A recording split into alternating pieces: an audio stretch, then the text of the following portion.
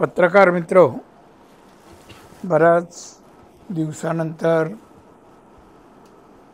मी पत्रकार परिषद घेतलेली आहे. देशपातळीवरचे काही विषय, राज्यातले विषय आणि जिल्ह्यातल्या विषयावर आपल्याशी बोलावं या हेतूनेच आजची पत्रकार परिषद आहे. कोणत्याही याच्यामध्ये राजकारण नाही आहे आणि निवडणुकाही नाही आहेत. पहिलं म्हणजे आपल्याला सांगायला आनंद होतोय, सिंधुदुर्ग जिल्ह्यात 11 मे रोजी मी गोवर्धन गोशाळा सुरू करतोय. त्याचं उद्घाटन माननीय राज्याचे मुख्यमंत्री श्री देवेंद्र फडणवीस यांच्या हस्ते 11:30 वाजता करणार आहे. त्यांनी आमंत्रण स्वीकारलं आणि येणारही आहेत.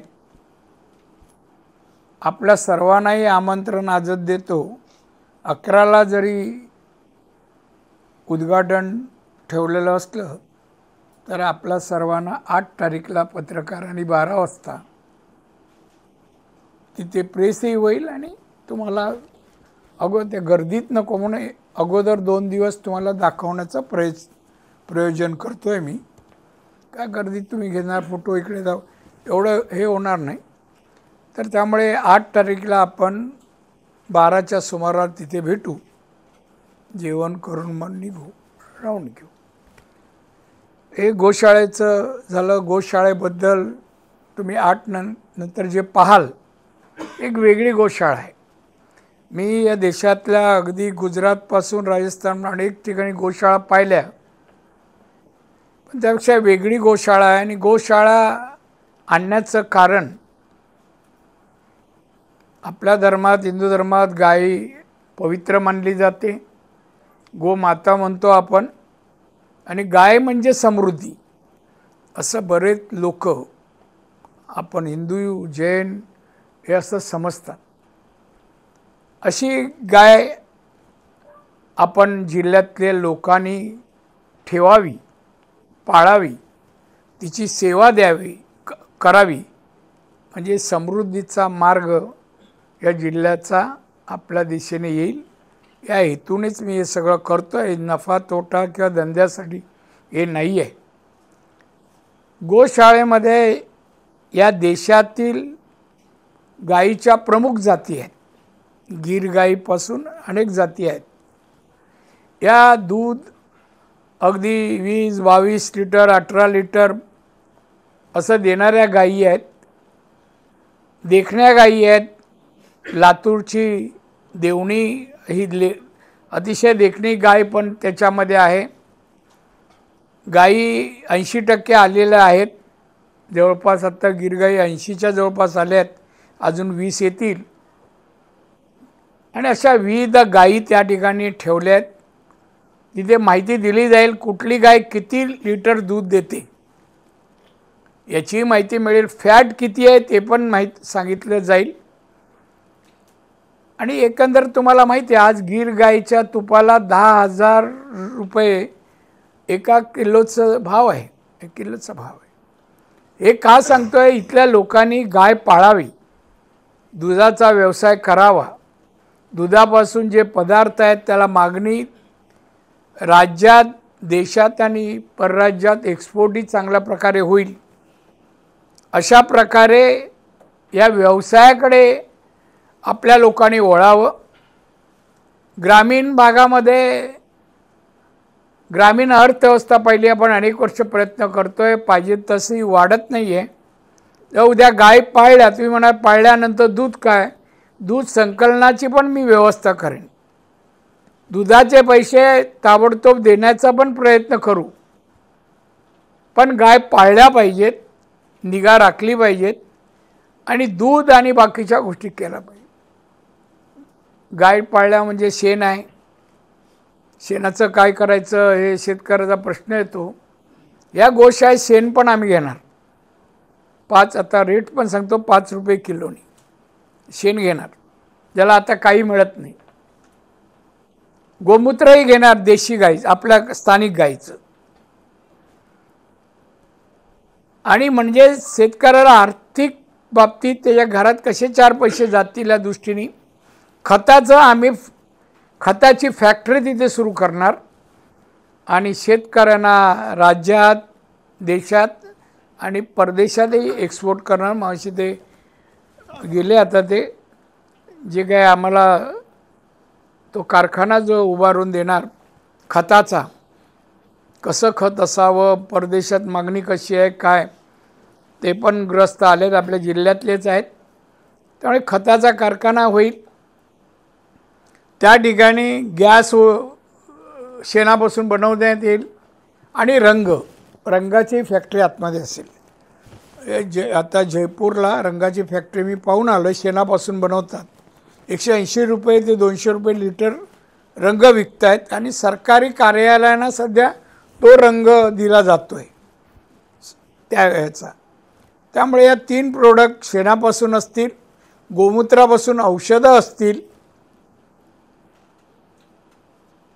एकंदरीत गाय पाळल्यानंतर तिच्यापासून, तिच्या प्रत्येक गोष्टीपासून पैसा शेतकऱ्यांना कसा मिळेल, घरात जाईल, हे आमच्या प्रयत्न. याचं प्रबोधन तुमच्या माध्यमातून पत्रकार माध्यमातून व्हावं म्हणून सर्वप्रथम मी आजची पत्रकार परिषद हेतूने घेतलं आहे. कोण राजकारण फार करते का, इथले लोक कसे विषयावर बोलतात. मला चांगला 35 वर्ष अनुभव आहे, केवढा अभ्यास आहे त्यांचा. उद्या गायचे तज्ज्ञ आहेत म्हणून पण तुम्हाला बोलून प्रेस देतील आणि तुम्ही हेडलाईन करता, तुम्ही ब्रेकिंग न्यूज पण देता. त्यांचं म्हणण्याचं विद्वान आहे तिथे, फारच जिल्ह्यात विद्वान आहे, त्यांची नावं घेईन मी, मला काय फरक पडत नाही. पण आता गोशाळा या हेतूने उभारतो आहे. गोशाळेच्या बाजूला गोट फार्मिंग, शेळी मेंढी प्रकल्प. हा कशाला आहे तर शेळ्याच्या जाती किती आहेत तुम्हाला तर खाता मटणाचे किलो भाव माहिती आहेत तुम्हाला कसे आहेत. बरं, शेळी आपल्या देशात आपल्याला लागणारं मांस पण 60%च आहे, 40% आयात करतो आपण, आयात करतो, पुरेसं नाही. आणि म्हणून शेळ्याच्या जाती वेगवेगळ्या, आफ्रिकन जात आहे बोर जाती, 40 ते 60 किलोपर्यंत वजन बकरीचं असतं, बकऱ्याचं 40 ते 60 किलोपर्यंत. त्याबरोबर उस्मानाबाद जात असेल, ग्वालियरची जात असेल, आपल्या देशातल्या आणि राज्यातल्या अनेक जाती पण तिथे आम्ही पाळणार. लोकांनी ते पाहावं. ज्याचं मांसाला जास्त बाहेर मागणी आहे अशी त्यांनी पाळावी. का गाय पाळली, गोट पाळली आणि कोंबड्या पाळल्या कमीपणाचं नाही, पैसा लोकांना मिळणाऱ्या असे व्यवसाय आहेत का. ह्या रोज लोकांना लागणारे व्यवसाय, मटण हे चिकन बिकन सगळं रोज लागणार आहे. मग त्यासाठी लोक खर्च करतात, ते आमच्याच लोकांच्या खिशात यावे हे माझं प्रयोजन आहे. यातून मी चिकनचा व्यवसाय 82 पासून करतो आहे मुंबईत. आता भाऊ करतो म्हणजे आम्ही गल्ल्यावर असतो, कापणारे वेगळे, हे वेगळे, सगळं करणारे वेगळे, आम्ही फक्त गल्ल्यावर बसतो. कोंबडीवाला म्हणून काही लोक उल्लेख करतात ना, ते करप्शन करण्यापेक्षा धंदा केलेला बरं ना. कोविडच्या काळात औषधाला 15%, औषधातून पैसे खाण्यापेक्षा धंदा बरा. जे खातात तुम्हाला माहिती आहे, अगदी मातोश्रीपासून नाव आहे त्या लिस्टमध्ये, यांची इन्क्वायरी चालू आहे. त्यामुळे मला म्हणायचं आहे, आपल्या लोकांनी व्यवसाय करावा, पैसे मिळावे, मुलांना चांगलं शिकावं.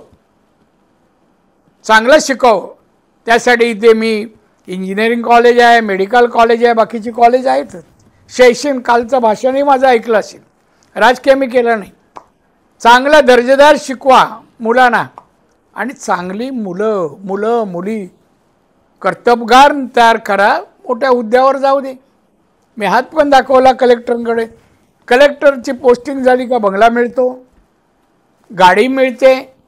अशा पदावर आपले लोक जायला पाहिजे, असं शिक्षण दर्जाचं द्यावं ही मला वाटतं. असं एवढ्या वर्ष राजकारणात माझ्या एवढं सिनियर हे जे काय बोलतात एकही नाही जवळपास.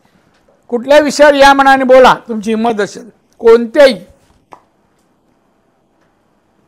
तर बोलण्यापेक्षा मना करा. तुम्ही करा काहीतरी प्रकल्प सुरू. तर म्हणून अशा दृष्टीनेच पोएट्री पण आहे. ती कशी असते, काय असते, बांधकामाला किती पैसे लागतात, एका कोंबडीला ठेवायला किती स्क्वेअर फीट जागा लागते, सगळ्याची माहिती मी तिथे देणार आहे. म्हणजे एखाद्याला करा, एक पत्रकार का ना, मी एक पत्रकार मुंबईचा आमच्या इकडे स्थायिक झाला, नाव नाही सांगत, मला दादा इथे आता काय करू. बोलला पत्रकार, तू चांगला पत्रकार आहे, मुंबईत सिनियर होता, आलास त्यामुळं पोएट्रीचा धंदा चांगला चालेल, मी माल द्यायला आणि घ्यायला घेणारा पण तुला देतो. चालू केलं त्याने गावात आपलं, तेव्हा चांगले पैसे येतात. 82ला मी चिकनचा व्यवसाय मुंबईत सुरू केला. 82 त्यावेळेला दुकान चांगलं पॉश दुकान व्यवस्थित. त्यावेळेला मला 64,000 रुपये नेट यायचे खर्च जाऊन. कसा हे उदाहरण का सांगतोय, पैसा आहे त्याच्यात. 64,000. आणि तेव्हापासून आजही माझे भाऊ करतो 3 नंबरचा मुंबईत. तर त्यामुळे मग आपल्या लोकांनीही ह्या अशा व्यवसायात यावं आणि करावं. मोठे धंदे सगळेच करा, सगळ्यांनीच हॉटेल टाका, आनंद आहे मला. सगळ्यांनीच वाळू धंदा करा, पण पकडलं तर राहू नका. माझी इच्छा आहे, प्रामाणिक करा, का जे काय असेल ते. पैसा मिळवा, मुलांना शिकवा, चांगले आहार द्या. काल त्या कॉलेजची मुलं माझ्यासमोर बसली होती, उल्लेख केला ना मी. काय शरीर यष्टी, मी 15-20 जण असे बसले होते. मला हे बघा, हे तरुण आमचे यूथ, का आहार नाही तसे, आहार नाही. आहार केव्हा येतात, पैसा असेल तेव्हा. हे चेष्टेचा विषय नाही आहे. असणार मुलांना सशक्त मुलं झाली, बुद्धिमत्ताही चालते, ब्रेनही काम करतो, रक्तपुरवठा चांगला होतो. मुलांना अन्न मिळालं, कपडे मिळाले का उत्साहाने शिक्षणही घेतात. आणि म्हणून त्या माध्यमातून मी बोलतोय की मिळालं पाहिजे, केलं पाहिजे. एका दिवसात सिंधुदुर्ग समृद्ध नाही होणार. प्रत्येक माणसाने योगदान द्यायला पाहिजे, योगदान. आणि म्हणून असा व्यवसाय लोकांना शिकवण्यासाठी म्हणून मी ते केलं आहे. आता तिथे पण तुम्हाला दिसतील नोकर. आपल्याकडे सगळे साफसफाई नोकर मिळत नाही. आपण गाय पवित्र असते, पण तिच्या शेणात हात घालायची. आपण शिकल्यानं 10वी 12वी झालं तरी लाज वाटते, की कमी पण वाटते. शेण पूर्वी तर आपली घरच शेणाने सारवायची आणि त्याच्यात जो उठणं बसणं त्याच्यातच होतं. पण आत्ताच्या पिढीला ते वाटतं मला काही भाष्य द्यावर करायचं नाही. पण तिकडे बघा, नेपाळवरून पण लोक येऊन काम करतात. तिकडे रोजीरोटी नाही, त्यांना हौस नाही एवढे लांब यायची. मुलांना घेऊन आली आहेत, काहीशी कामं करतात अशी पण. तर हे सगळं पहा आणि लिहा. मला वाटतं गायीच्या जाती पण तुम्हाला आनंद वाटेल अशा बघायला. एक एक गाय कशी दिसते. छोट्या पण आहेत, 3 एवढ्या गायी पण मी तिथे ठेवल्या आहेत. 3 आहेत, आता बघतोय अजून 2 नरमादी हैदराबादवरून येतात, वेळ लागतो. तर अशा रीतीने तुमच्या ज्ञानात भर पडेल आणि ती भर तुम्ही आमच्या शेतकऱ्या पण लोकांना पोचवाल. म्हणा पण उद्योगाला प्रेरणा मिळेल असं काहीतरी लिहावं. काही नाही, लोक निर्जीव आहे, उपाशी मिळात. तर बघा आता तुम्ही बाहेर थांबायला पाहिजे. लोक भेटताना मला एक मुलगी आणि तिची आई आली.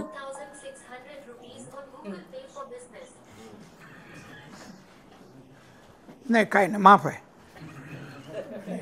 मी काय करू इथे बोलणं, आमच्याकडे महिला एकच आहे. बोली हा आवाज कसा आला, एवढंच कुतूहल होतं, बाकी काय नाही.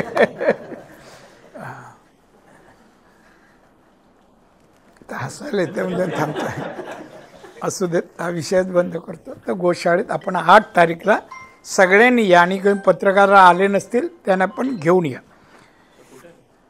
गोशाळेत करंज्याचं तुम्हाला कोणी सांगेल. आता पोस्टर बिस्टर लागतील, सगळे आता सुरू होईल. मी कालच सांगून आलो आहे, ते लागतील. आणि काही अडचण आले तर आमचे प्रारचे पत्रकार आहेत, फोन करा, देतील ॲड्रेस. करंज्याचा एक देशपातळीवरचा विषय, आपण तो थोडं पण त्याच्यावर बोललं पाहिजे. पलनामामध्ये जी घटना काश्मीरमध्ये घडली अतिशय दुर्दैवी घटना आहे, चीड येणारी आहे. आपल्यात म्हणजे नागरिक म्हणा पण आपलेच घरचे असतील असं समजूया. तू हिंदू आहे बोलून गोळ्या घातल्या, क्रूरपणे गोळ्या घातल्या. देशातील सगळ्या लोकांनी या घटनेचा तीव्र निषेध केला. सगळ्या सत्तारूढ विरोधक तर PM बोलवलेल्या मीटिंगला विरोधकांनी पण तुम्ही जे कराल त्यासाठी आमचं समर्थन आहे. त्यांना मी धन्यवाद देईन सगळ्या विरोधकांना. तर ही घटनाचं समर्थन कुठे होऊ नये असं मला वाटतं. पण आजच मला ही बातमी खरी खोटी मगाशी विचारत होतो. देशाला मूर्ख बनवू नका, पाकिस्तानचे पाणी बंद करणे शक्य आहे का, शंकराचार्याचा सवाल. ही खरंच बातमी आहे असं बोलले का? नाही तर एका वृत्तपत्रावरून मी त्यावर बोलणं कितपत योग्य हा प्रश्न आहे. नाही, ह्या बाकी बातम्या नव्हत्या त्यांना, त्यामुळे ही त्यांना ह्या वृत्तपत्राला पोषक वाटली. नाही ना, तुम्ही सांगा ना, हा का नाही, कोणाला माहिती आहे का ही बातमी? को रत्नागिरी टाइम्सचं कोण आहे का? नाही नाही, त्याने सांगावं मला, मी काय याचा प्रश्न ही बातमी खरंच आहे. पण YouTube किती विश्वासार्थ आहे? नाही, मला एवढंच म्हणायचं याचं की मी आदर करतो आमच्या सर्व शंकराचार्यांचा, धर्मगुरू आहेत आमचे. देश आणि देशातली जनता आणि देशाच्या प्रमुखांनी, पंतप्रधानांनी सुरक्षा देशाची आणि जनतेची संबंधी कोणताही निर्णय केला त्यावर भाष्य करू नये यांनी, असं माझं ठाम मत आहे. भाष्य करू नये. तुम्ही देशापेक्षा मोठे नाही आणि देशाच्या जनतेपेक्षाही मोठे नाही. त्यामुळे आम्ही आदर करतो शंकराचार्य म्हणून, पण या विषयावर सरकारच्या देशहिताच्या आणि जनहिताच्या घेतलेल्या निर्णयावर, देशात संरक्षणाबद्दल घेतलेल्या निर्णयावर भाष्य करू नये असं माझं ठाम मत आहे. हा तुमचा अधिकार तुम्हाला दिलेला नाही, घटनेने पण नाही, एवढंच म्हणेन. नंतर पुढे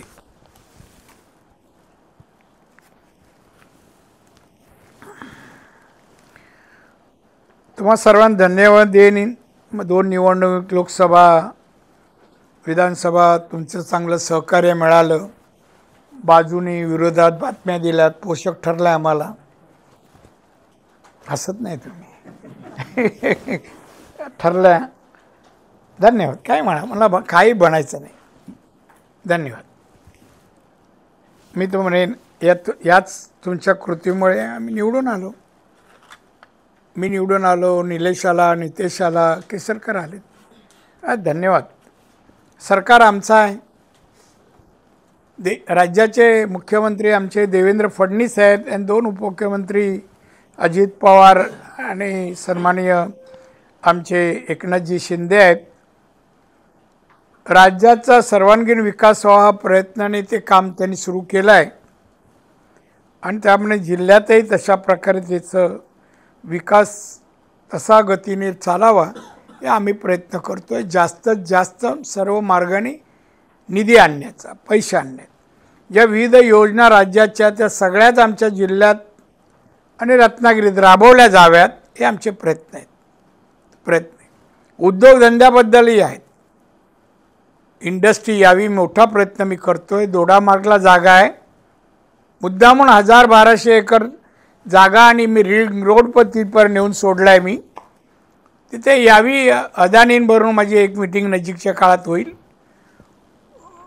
आपले रत्नागिरीला ज्यांनी पोर्ट बांधला काय ना, जिंदालची पण माझी मीटिंग या 8 दिवसात होईल.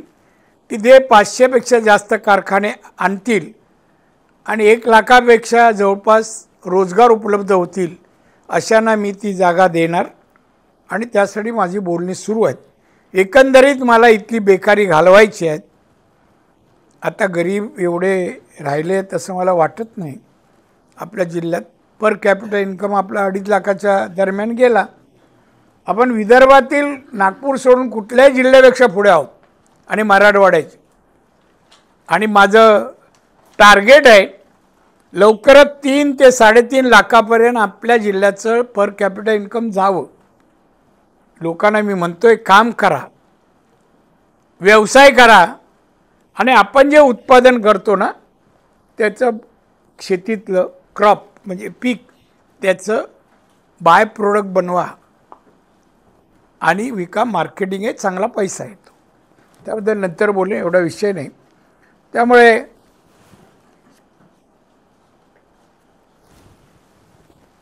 आमचं सरकार त्या दृष्टीने काम करत आहेत आणि अतिशय तुमच्याही काही सूचना विकासासंबंधी जर असतील तर आपण त्या द्याव्यात असं मला वाटतं, कराव्यात.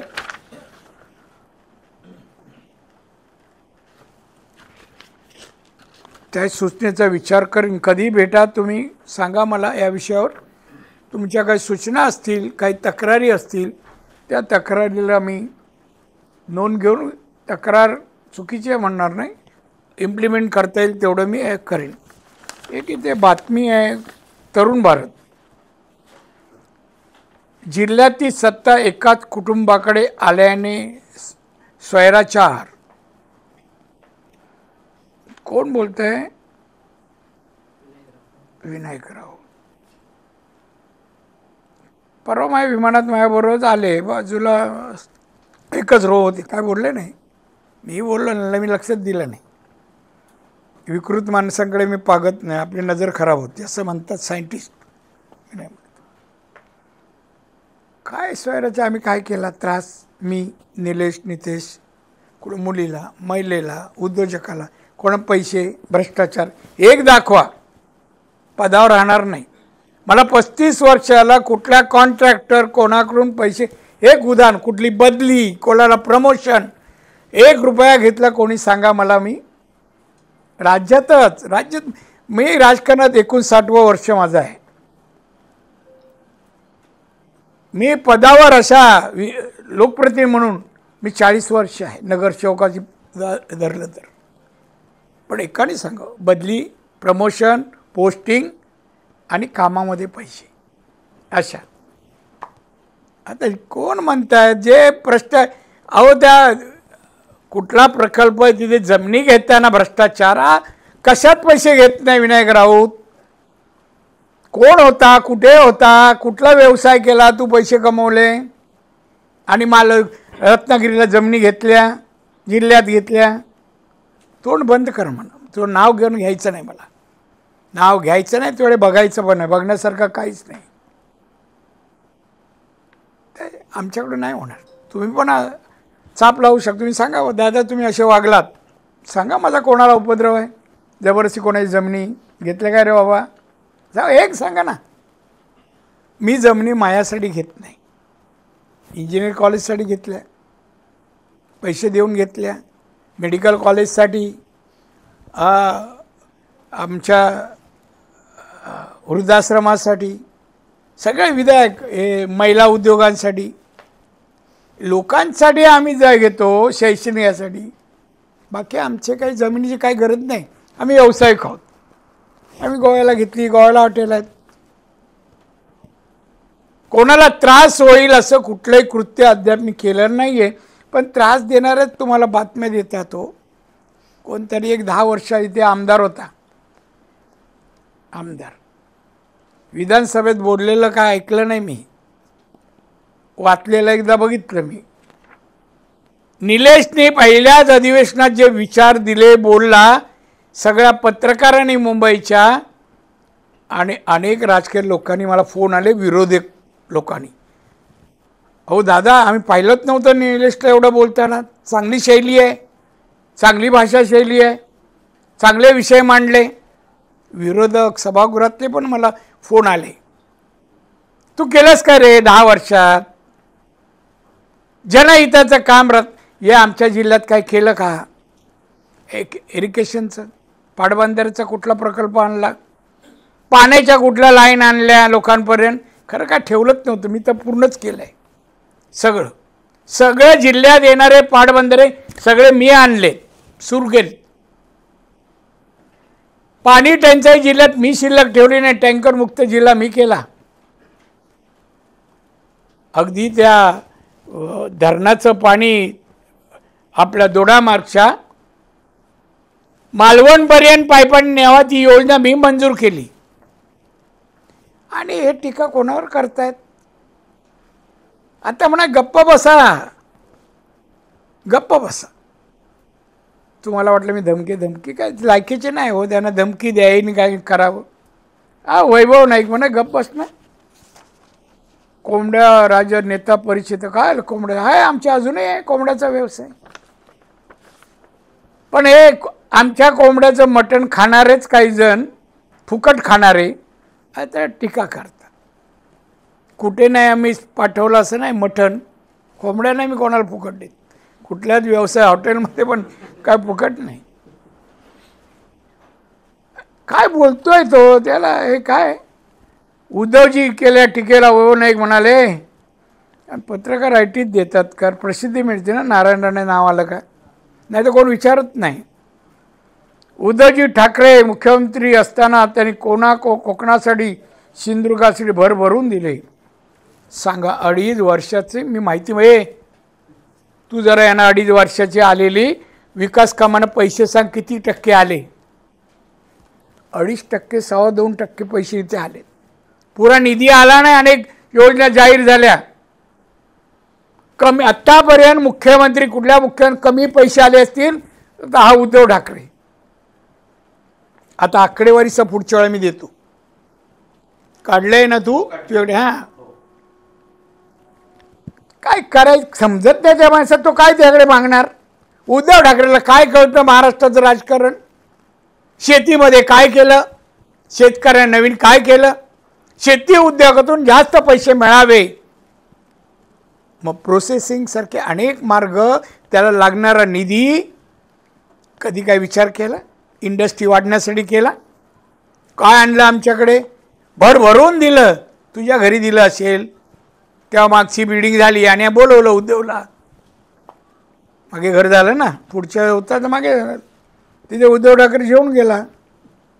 हां, मासे बिशे खाल्ले म्हणतात. मुंबई जाऊन उलटी झाली. उगाच म्हणा हुशारी करून मी बरं कानफडत मारीन कधी जाऊन. मी परवा नाही करणार कोणाची, चुकीचं काय ते बोलले तर. उद्धव ठाकरे येईल बघतो कोण. तू काय अडवतो रे? मी ठरवलं ना मी काय करू शकतो महाराष्ट्रात. महाराष्ट्रात लोकांना माहिती आहे हो ना. मग अनुमोदन दिलं. मी सांगेन मला या पत्रकार काय चाललंय वाय, तुम्ही पण लिहा काहीतरी असे. काय चिपी विमानतळाचे काम अनेक रखडले, तू केले का? अरे आंदोलनं केली, काय झालं? त्या उद्घाटनच्या वेळेला बेइज्जत केली तुमची. काय केलं तुम्ही? बेइज्जत उद्धव समोर. नमस्कार, येतोय आम्ही. विमान जाईल. कॅमेरा चालू आहे.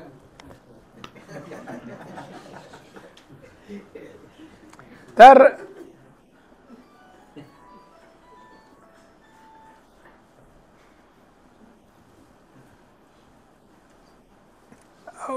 वादळाच्या वेळा किती पैसे दिले आणि किती पोचले हे पण तुम्ही जरा बघा. मी सांगतो एक तरी तुम्ही हे करत असं. त्यामुळे ह्यांना मी तोंड बंद करा. आम्ही करतोय 5 वर्षानं आणि मग बोला ना नाही केलं आम्ही. नितेशने आता जो निर्णय घेतला त्या उद्धवने घेतला का मच्छीमारांचा? हां, त्यांना कुठल्या शेतीला कुठला टॅक्स नाही, तसं मच्छीमारांना टॅक्स नसणार. किती फायदा होणार त्यांना? दिला घेतला का? आता अनेक उपक्रम मच्छीमारांसाठी येत आहेत. तुम्ही काय न करता कशाला नाव घेता त्याचं? मी नाव पण नाही घेत. त्यांच्या हाताने काय होणार नाही. मी नाव विसरलो मी. आणि प्रेस पण मी किती दिवसांनी घेतो आहे. आता विचार करतो मुंबईला घ्यायची.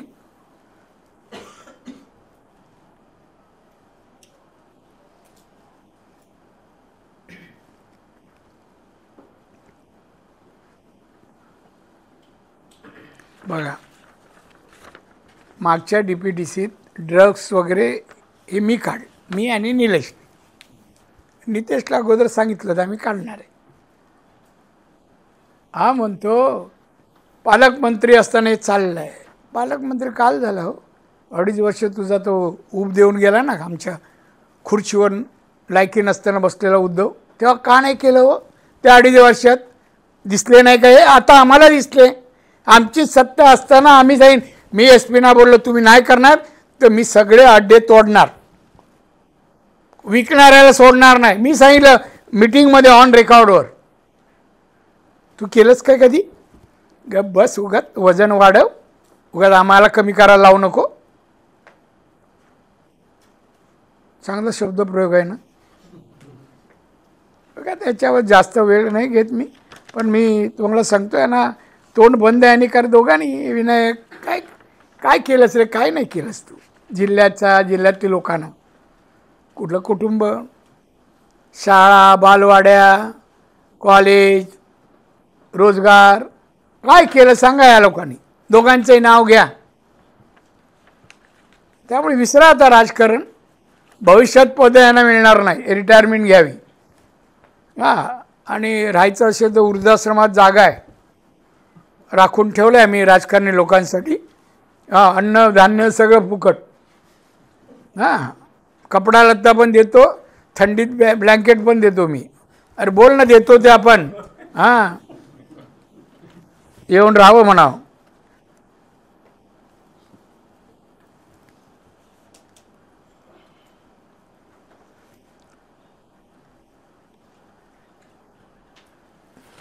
जी मतं मिळाली नाही ती चुकून मिळाली आहेत. काय 73,000. त्यामुळे जाऊ दे. कधीतरी भेटला का विचारतो त्याला मी. आपण समोर भेटला तर विचारतो. तुम्हाला माहिती आहे आपली सवय. हां, उलटा बोलला काय तुम्हाला माहिती काय होतं मग नंतर.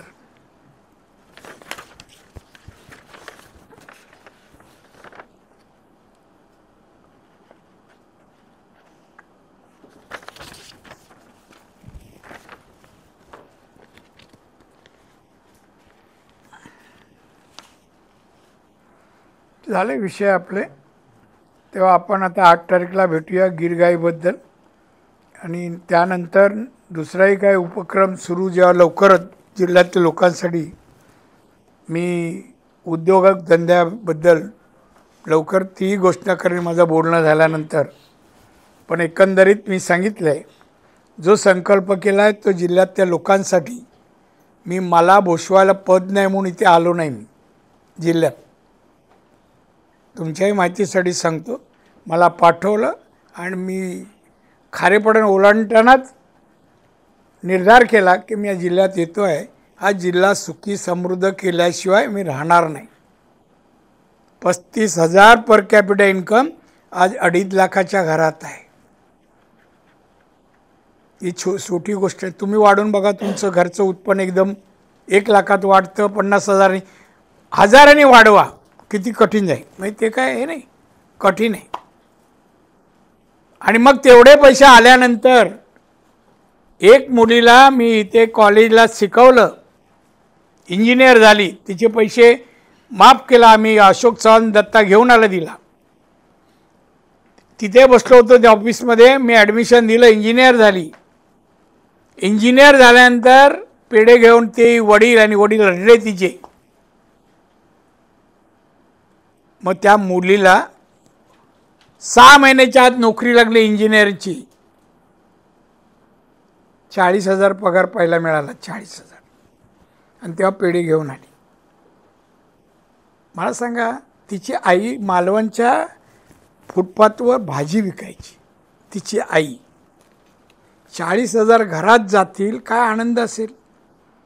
जेवणाचा प्रकार, एखादी भाजी तरी, एखादं कडधान्य तरी, महिन्यात एखादं मच्छीमार तरी घरात चादर हे घेऊ शकते की नाही महिन्यात. भावंडांना शिकवू शकते. हे परिवर्तन शिक्षणाने, आणि ते मी पाहतो आहे. आत्ता पण तिथे बसलात कळे किती जणांना मी श्रीमंत असं काय नाही, श्रीमंतीचं वडिलांचा ट्रस्ट हेच काम करतो. त्यामुळे तुम्ही पण लिहिताना कोण बोलतो म्हणून बातमी देऊ ना, तुझं काय कार्य सांग ना बाबा. 10 वर्षात केलेलं कार्य सांग, लिहितो आम्ही. तुम्ही ब्रेकिंग न्यूज द्या, पाहिजे तर जाहिराती त्याच्या नावाने जाहिरात पैसे मागून घेऊन जा कार्याच्या, त्याच्या कार्याच्या. खरं सांगतो. आणि असले ना, असे लोकप्रतिनिधी भविष्यात ईश्वराने या जिल्ह्याला देऊ नये. दंडवते बिंडवते बैष्णात पय आमचे प्रभू हे काहीतरी देणारी माणसं होती. मी माझं म्हणणार नाही पण देणारी काही ना काहीतरी देऊन गेले लोकांना. हे उपटसंडू लोकांचं कॉन्ट्रॅक्टमधून पैसे स्वतःला कॉन्ट्रॅक्ट किती मिळवले विचारावं. त्या कोल्हापूरच्या कंपनीच्या नावावर कंपनी याची कामं हा मिळवली निकृष्ट दर्जाची कामं केली. एकही तुम्ही बातमी देत नाही. मी सगळे काढायला लावली आहेत त्याची कामं. त्या तिथे जाऊन इन्स्पेक्शन करायला लावणार मी आणि रिकव्हरी काढणार कॉन्ट्रॅक्टरला. पैसे नाही भरले जप्ती पण येते. लक्षात ठेव. मी मागे लागलो तर हात धुवून लावतो. चांगल्या माणसाच्या नाही. असो तुम्ही आलात जेवायची वेळ झाली आहे. हे काय ना चहा वगैरे काय देतं की खायला वगैरे अगोदर देतो काय ताकद वाढवतो त्यांची. थांब ना रे बाबा मी दुकान बंद करतो ना. हां बोल सर. उदय सामंत परवा सिंधुदुर्गात होते.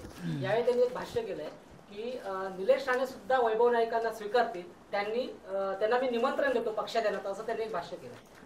उदय सामंत माझा ॲडवायझर आणि आमच्या घरचा करता नाही त्याचं ऐकायला कळ. उत्तर आहे मी परवानगी दिल्याशिवाय कोणी त्याला किती आता हे कधी मी सांग एकनाथ शिंदेच्याकडे मुख्यमंत्री बाहेर बसलेला असायचा मला घ्या आणि इथे बोर्ड लावता निष्ठावान शिवसैनिक. हां इथे या नदी आहे ना नदीच्या बाजूला बोर्ड निष्ठावान. मला उलट एकनाथ बोला दादा बघा ना तो वैभव बसला आहे. मेला नाही मी नाही तडजोड कर. बाकी सगळ्यांना करेन नाही करणार. मरे तू केवढा आहे. मला 59 वर्ष राजकारणात झालं आहे आणि मायाबद्दल काय बोलतो तू. तू लायकी आहे तुझी. तुझ्याबद्दल कधीही मी अजून वाईट विचार केला नाही अजून. आणि काय काही बोलायचं उत्तर मिळालं. अजून शिवसेनेच्या फेसबुक पेजवरती एक पोस्ट टाकण्यात आली आहे. शिवसेना उद्धव बाळासाहेब ठाकरे पक्षाच्या वतीने वेळ आली आहे एकत्र येण्याची. मुंबई आणि महाराष्ट्रासाठी शिवसैनिक तयार आहेत मराठी अस्मितेच्या रक्षणासाठी. कोण एकत्र काय आहे का तू बोललास का तू याच्यामध्ये आहे का. कोण एकत्र कोणाला आवाहन केलं आणि देणारी कोण कोणाचं आहे ते दुकान त्यांचीच माणसं. बरं तुम्ही मला सांगा. मी त्याच्यावर अजून भाष्य केलं. मला बरेच पत्रकार येऊन गेले घरी माझ्या. मला भाष्य करायचं. अरे 2 भाऊ एकत्र आम्हाला नको आहे का. या आता ते राजकारणात जे सक्रिय आहेत आणि आता राजकारणात संपलेल्या व्यक्तींनी एकत्र येऊन काय होणार. काय आता त्यांच्याकडे 20 झाले व आमदार पुढच्या वेळा 5 नसणार 5 नसतील. आता दुसऱ्यांकडे काहीच नाही आहे. ते आमचे मित्र आहेत त्यांच्याबद्दल बोलू शकत नाही. त्यांचे 20 व्हावे आणि यांचे 5 25 बस इनफ. बरोबर ना. गणित आपलं गणित चांगलं आहे. दिलीप वळसे पाटलांनी आंबेगाव येथे जलव्यवस्थापन कृती आराखडा जो होता त्याच्या बैठकीत बोलताना म्हणाले महाराष्ट्रात उद्योगाला जी वीज दिली जाते ती देशात सर्वात महाग वीज आहे. त्यामुळे उद्योजक सुद्धा फार महाराष्ट्रात यायला तयार नाहीत. तर राज्यातले उद्योग दुसऱ्या राज्यात जायचं म्हणत आहे असं दिलीप वळसे पाटील. आपल्याला काय अभ्यास आहे या विषय नाही ना. सांगा ना तुम्ही जे विचारता कोण बोलतं म्हणून. तो मंत्री होता काल परवापर्यंत. या राज्यात जरा बाबा त्याला बघू दे ना मला. या राज्यात कोळशापासून वीज बनवायला जो खर्च येतो ना त्या खर्चामुळे वीज महाग आहे. आपण कोळशापासून आणि इंधनापासून बनवतो. तर कोळशापासून वीज बनवण्याचा जो खर्च येतो ना त्याच्यामुळे 2 20 25 हा रेट ह्याचा आहे. बनवायला लागणारा खर्च आहे युनिटला आणि त्याच्यामुळे ती महाग आहे. खरं म्हणजे मंत्री असताना हे प्रश्न मुख्यमंत्र्यांनी विचारायला पाहिजे. मी मंत्री आहे आमच्या भागात उद्योग आहेत वीज का देतात 4 रुपयांनी विचारायला पाहिजे ना. त्या गप्प बसले. ज्या वेळेला कोळशाचा दर खाली येईल तेव्हा आपणही आणू शकतो. आपल्या बॉर्डरला हा प्रश्न, मी होतो मंत्री, मला माहिती आहेत ते विषय, आणि त्यामुळे लगतच्या राज्यात आपल्यापेक्षा जास्त आहे. आपल्या इकडचे उद्योग जातील असं शेवटचं वाक्य तुझं बरोबर आहे ना, त्याच्यातलं वाचलं ते, त्याला म्हणावं. आपले उद्योग तिकडे जात नाही. आपल्यासारखं इन्फ्रास्ट्रक्चर, मार्केटिंग बाजूच्या राज्यात आणि देशात अन्य ठिकाणी नाही. म्हणा वकील साहेब माझ्याबरोबर बसा, मी फोन करतो त्याला आणि सांगतो जरा आपण दोघं बसलं पाहिजे. माझा चांगला मित्र आहे, चांगला, उगाच नको ती चुकीची माहिती नाही. आपल्याकडे इन्फ्रास्ट्रक्चर आहे ना, आपल्याकडे जमिनीचे भाव जास्त का हो, स्क्वेअर फीट. जसे गोव्याला पण जायचं, गोव्याला 5 कोटी रुपये एकर भाव आहेत, जंगल एअरपोर्टच्या बाजूला. का? गोव्याला उद्योगधंदे आहे ना, एक हॉटेल बनलं चालतं, कुठले जगातले लोक येतात, ग्राहक बाहेरचे आहेत. आपल्या इकडे हे जे उद्योग आहेत ना, त्यांचा मार्केटिंग मुंबईसारख्या शहरात होतं. मुंबईच्या जवळपास कारखाने जास्त का मार्केटिंग होतं इथून जगभर. इथे पोर्टची व्यवस्था आहे, एअरलाईनची व्यवस्था आहे, ट्रेन आहेत, सगळं इन्फ्रास्ट्रक्चर आहे. तर तुम्ही मला हे सगळ्यांचे विषय घ्या आणि एक दिवशी आपण फक्त प्रश्नोत्तर आहे. खरं मला आवडेल, हे जरा दुकान बंद करा थोडा वेळ, कळलं तरी पाहिजे आपण प्रश्न विचारताना. मला असेच एकदा ना, मी एका काहीतरी कार्यक्रम थिएटरमध्ये पार्ल्याला होता, पार्ला ते मंगेशकर कुटुंबाचं नाव आहे ना काहीतरी त्या थिएटरला. मी गाडीत उतरलो आणि एंटर करतो, एक मुलगी धावत आली, पत्रकार होती. राणी साहेब एक उत्तर. मी म्हटलं बाई मला आत्मय जाऊ दे ना, मग नाही नाही नाही साहेब सांगा, एकदम आम्हाला विचारायला सांगितलं. मग मला विचार इकडे काय, एनरॉनबद्दल प्रश्न विचारले. मी बोललो आधी माझा एक प्रश्न झाला. एक मी बोललो तू सांग, तुला एनरॉनची काय माहिती आहे, काय माहिती आहे, कुठे आहे एनरॉन, कोकण कुठे माहिती आहे का. मला अभ्यास कर, ये मी तुला सांगतो. त्यामुळे असोत आपली भेट झाली, आनंद वाटला. कमीत कमी प्रश्न विचारले आणि केसरकर बोलला नाही. धन्यवाद. हे आता जाऊ दे ना, बोलू चल. आपल्याकडे जर बघितलं तर इथून कत्तलीसाठी राजापूर असेल, रत्नागिरी काय कत्तलीसाठी म्हणजे गुरांना जनावरांना घेऊन जातात. मात्र यासाठी कोंडवाडा नसल्यामुळे म्हणजे सिंधुदुर्ग जिल्ह्यात कुठे मग पोलीस कारवाई करतात आणि परत ते गुरं जे आहेत. तुला काय म्हणा, गुरं गोशाळेत सोडावी, आम्ही पाळू, गुरं घेणार सगळी. मी आता जाहिरात आता आपली चालू होईल, आता बसतो आम्ही जाहिरात देऊन, जेवढी गुरं सोडतात ना अशीच जी कत्तलखान्यात नेत ती गुरांना आम्ही पाळणार. आणि तुझं म्हणणं आहे तो पण होणं आवश्यक आहे. मी कलेक्टरला सांगेन, जागा सरकारी आहे तिथे करावं. बोला. शक्तीपीठ महामार्गाच्या संदर्भामध्ये खूप अनेक वाद प्रवाद होत आहेत. एक तर आपल्या जिल्ह्यामध्ये ऑलरेडी बॉम्बे गोवा रस्ता झालेला आहे, सागरी महामार्ग आहे, ग्रीनफील्ड महामार्ग सुद्धा होऊ घातलेला आहे, आणि त्यामध्ये मग पुन्हा शक्तीपीठ महामार्गाचे जे काही प्रयोजन. मी आत्ताच मला तो विषय कळला, बाहेर बरीच लोक आली ज्यांची जमीन जाते ती. मी तुम्हाला सांगेन पुढच्या वेळेला, म्हणजे आता 2 दिवसांनीच येतो 1 तारीखला, तर मी त्यावेळेला कलेक्टरला बसून आमच्या लोकांच्या जमिनी जात असेल तर आम्हाला रस्त्याचा फायदा आहे का याचा विचार करूनच परवानगी देऊ.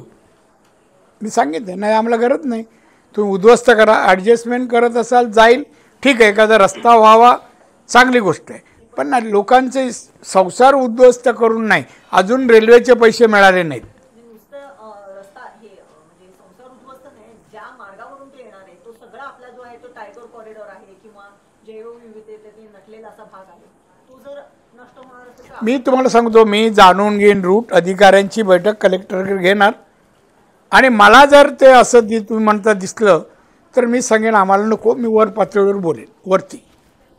चालेल, येऊ का, वेळ होतो, माझं विमान जाईल.